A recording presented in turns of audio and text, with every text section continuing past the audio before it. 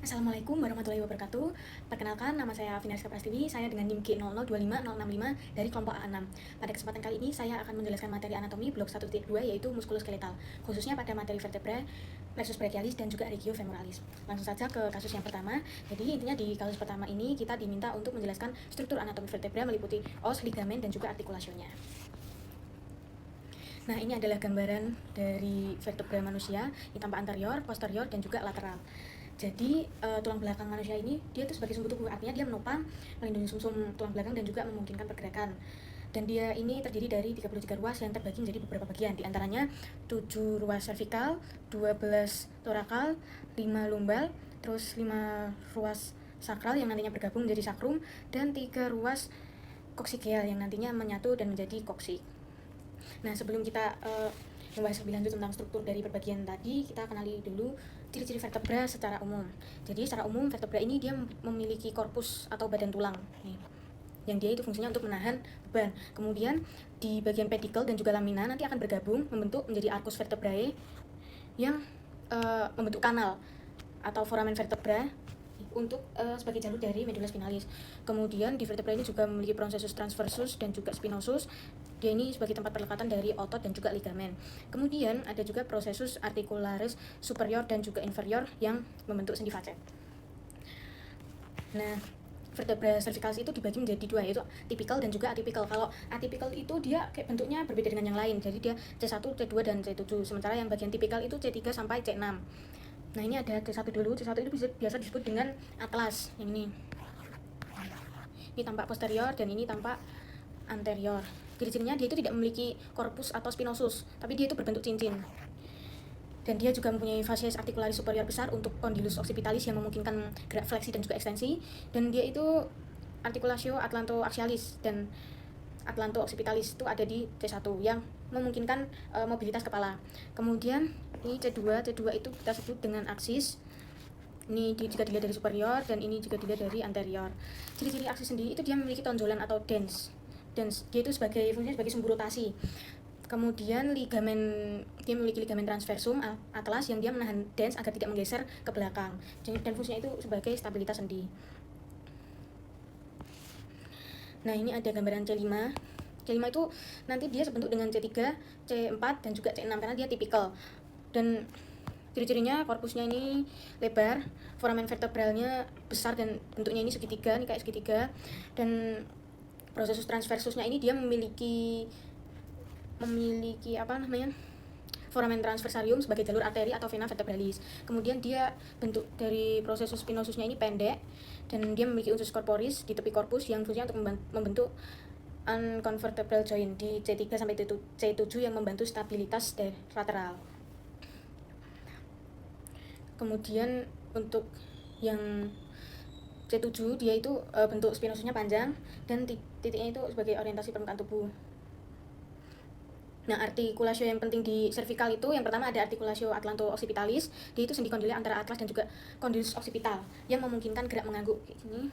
Kemudian yang kedua itu ada articulatio atlanto-axialis antara C1 dan C2. Kemudian yang terakhir itu ada artikulasio zigoposchialis cervical antara processus articularis superior atau inferior yang fungsinya untuk mengontrol gerak dan mencegah translasi. Nah, ini vertebra thoracalis.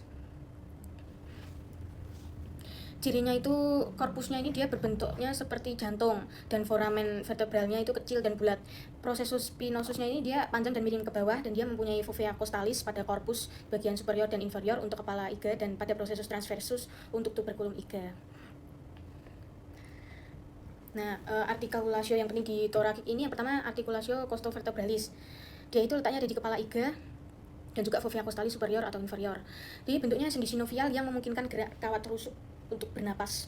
Kemudian yang kedua itu ada artikulasio costrotransversaria yang dia ini fungsinya untuk membantu gerakan pernapasan. Serta yang terakhir itu artikulasio zigoposchialis thoracica. Itu mempunyai orientasi yang memungkinkan rotasi lebih dibandingkan pada vertebra lumbar. Nah, untuk selanjutnya vertebra lumbal. Dia terdiri dari 5 ruas. Nah, korpusnya ini dia besar, bentuknya kayak ginjal, terus foramen vertebralnya itu kayak berbentuk segitiga gitu. Terus dia pediculus dan laminanya itu tebal. Dan prosesus spinosusnya itu dia lebar dan pendek. Dia juga memiliki prosesus mamillaris nih dan juga aksesorius untuk perlekatan otot. Nah, artikulasio yang dominan di lumbar itu yang pertama artikulasio intervertebralis. Dia itu penting untuk bantalan beban. Kemudian yang kedua itu ada artikulasio zigopopialis lumbalis. Dia itu untuk mendukung gerakan fleksi ekstensi namun membatasi rotasi. Kemudian yang ketiga itu artikulasio lumbosakralis, atau dia itu sebagai transisi beban ke sakrum gitu, yang penting untuk stabilitas.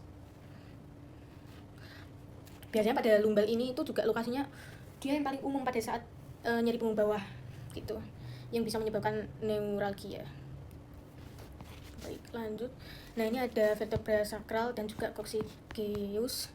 Nah, sakrum S1 sampai 5 itu nanti kalau menyatu dia menjadi sakral. Kayak gini bentuknya. Dan di sakral itu dia terdapat dia itu memiliki kristal sakralis mediana, intermedia dan juga lateralis. Dia juga punya foramina sakrali anterior dan posterior untuk keluarnya rami sakral saraf, dan facies articularis yang nantinya berartikulasi dengan os ilium membentuk articulatio sacroiliaca. Kemudian yang terakhir ini coccyx. Dia itu berfungsi sebagai titik perlekatan otot dasar antara panggul dan juga ligamentum. Artikulasionya itu artikulasio sacrococcygia, biasanya bertipe simfisis dan dapat sedikit bergerak pada saat persalinan atau ketika ada tekanan.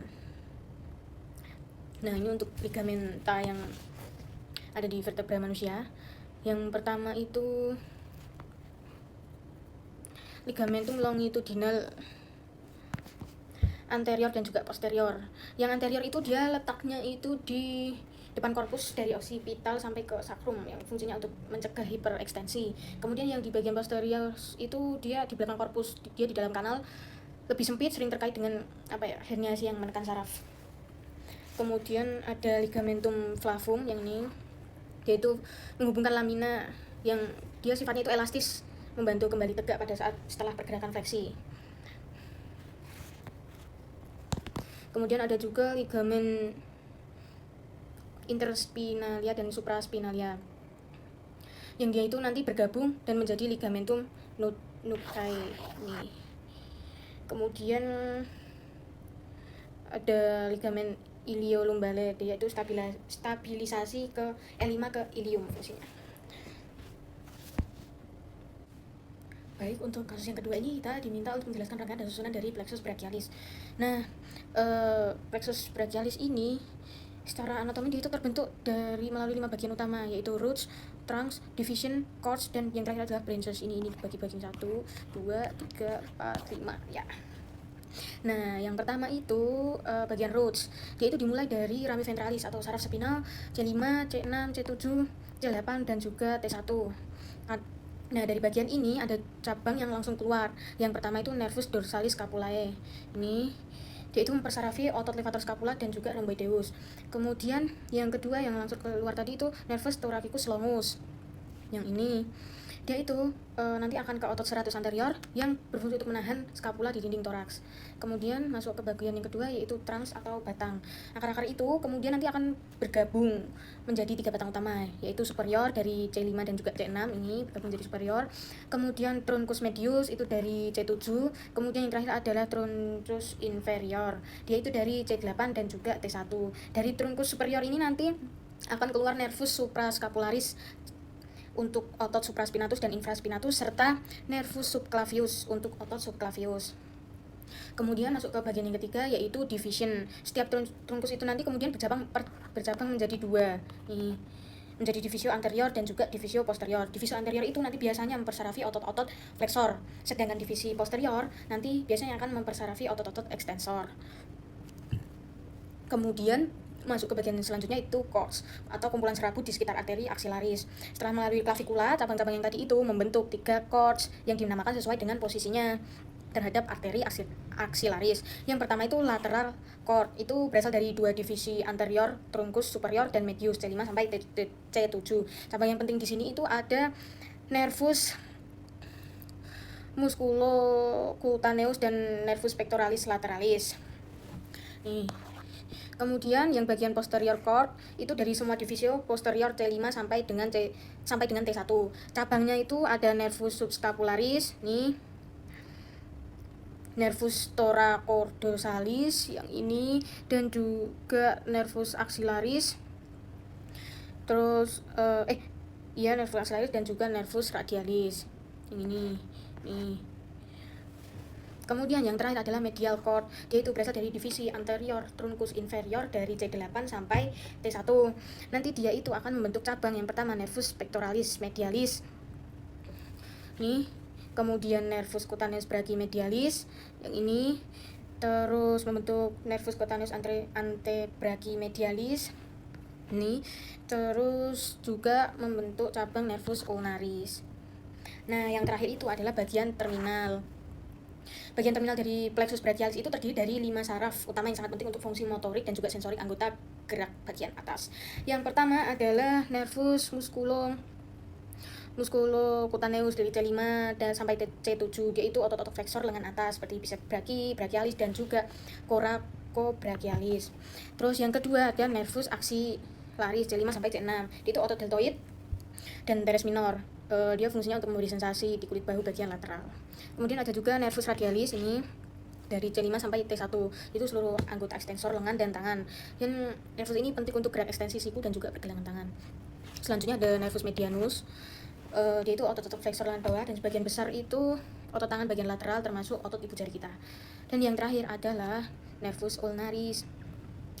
Itu otot-otot intrinsik tangan bagian medial dan kulit jari kelingking atau manis. Baik, langsung lanjut saja ke kasus yang ketiga. Di sini saya akan menjelaskan anatomi regiofemoralis meliputi osa, muskuli, dan juga inervasinya. Yang pertama, saya akan menjelaskan os femur terlebih dahulu. Jadi os femur sendiri adalah tulang terpanjang dan terkuat yang ada di tubuh manusia, dan secara umum dapat dibagi menjadi 3 bagian.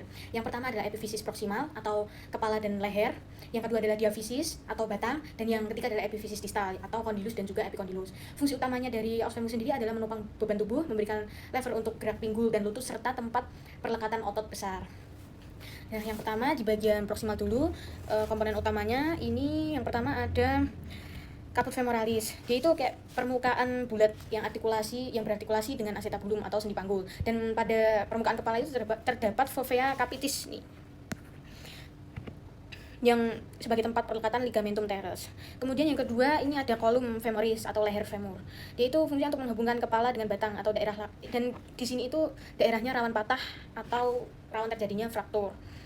Selanjutnya ada trochanter mayor dan juga minor. Trochanter mayor itu dia tonjolannya lebih besar dan dia itu sebagai titik perlekatan otot gluteus medius, gluteus minimus, piriformis, dan otot-otot lateral. Kemudian yang trochanter minor itu tonjolannya pada proximal dan medial sisi posterior dan dia itu tempat perlekatan iliopsoas. Kemudian yang terakhir dari bagian proximal itu dia ada linea intertrochanterica dan crista intertrochanterica. Dia itu garis penghubung antara trochanter mayor dan minor, dan dia memiliki quadrat tubercle. Ini quadrat tubercle. Selanjutnya masuk ke bagian batang atau diaphysis. Dia itu ciri morfologisnya ya, yang bagian anterior nih, dia itu relatif lebih halus dan juga datar dibanding yang bagian posterior. Nah, bisa dilihat ini kayak memang terlihat lebih kasar. Dan permukaan posterior itu ditandai oleh linea aspera nih. Itu adalah sebuah punggungan longitudinal yang menonjol dan bercabang menjadi labium medial dan labium lateral pada bagian proximal dan juga bagian distal. Kemudian pada bagian diaphysis ini juga terdapat beberapa penonjolan penting. Yang pertama itu ada gluteal tuberosity. Nih. Nah, dia itu tempat perlekatan sebagian gluteus maximus. Kemudian ada juga pectineal line. Ini dia itu berada di bawah trochanter minor, tempat perlekatan musculus pectinecus. Kemudian ada juga linea aspera, itu tadi yang sudah saya sebutkan, yaitu sebagai tempat perlekatan otot aduktor dan juga bagian vastus lateralis ataupun medialis. Kemudian yang terakhir itu ada nutrient foramen. Nih. Biasanya itu letaknya itu dekat dengan linea aspera. Nah, yang bagian paling bawah atau paling ujung itu adalah bagian distal atau epifisis distal. Komponen utamanya itu dia punya kondilus medial dan juga lateral. Dua tonjolan itu akan berartikulasi dengan tibia di sendi lutut. Dan kondilus medialis yang ini itu biasanya dia lebih menonjol dan lebih besar dan berperan dalam stabilitas medial lutut. Selanjutnya ada juga epicondylus medialis dan juga lateralis ya.